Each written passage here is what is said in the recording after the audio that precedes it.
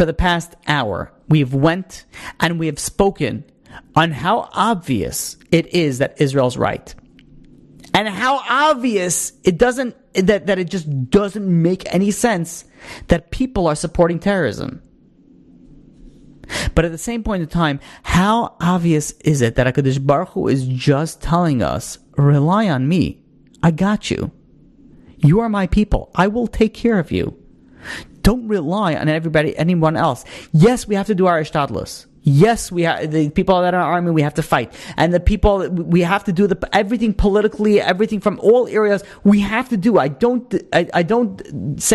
not saying that you don't need to do the ishtadlus.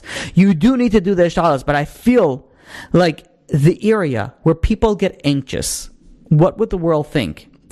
That gives you an opportunity to work on your emunah. It doesn't matter what the world thinks. It doesn't matter how it looks.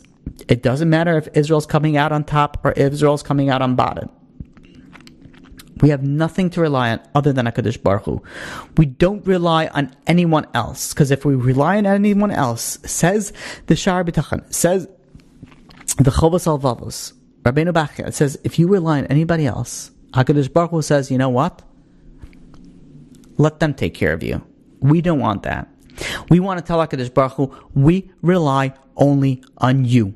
We look at the news of the world and we get anxious. We look at the news and we get anxious. We look at everything, and you know what? One of our tafkids right now, it's emunah. But what does it mean, emunah? Emunah doesn't mean like, oh, HaKadosh Baruch Hu is going to take care of us. We don't have to worry about anything.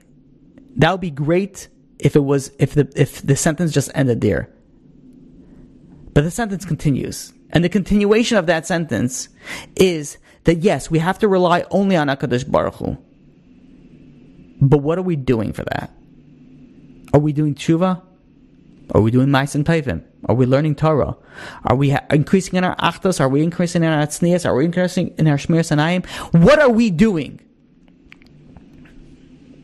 Going and signing petitions to ban college professors is not the tafkid of what a yid needs to do right now. What a yid needs to do right now is to go and increase in their ma'asim tovim, in their Torah, in their learning, in their praying, and everything spiritual is what we need to do, because we have to realize HaKadosh Baruch Hu is sending us a signs. Ein lanu al mi lehishayin elo al avinu b'shamayim. We have nobody other than God. Palestinians are saying the same thing. Allahu Akbar, before they blow themselves up and before they murder every single person in their vicinity. What are we saying? We're coming and we're seeing the news. We're seeing what's going on. We're supporting, and we should, financially, in all areas, whatever we can.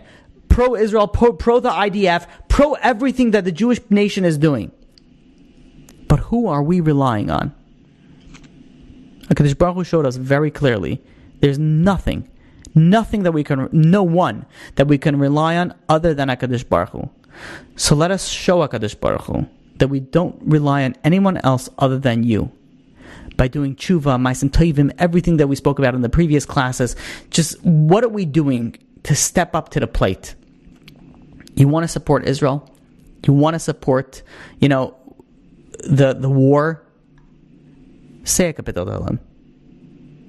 Do something spiritually that shows HaKadosh Baruch Hu that we know the origin of all this.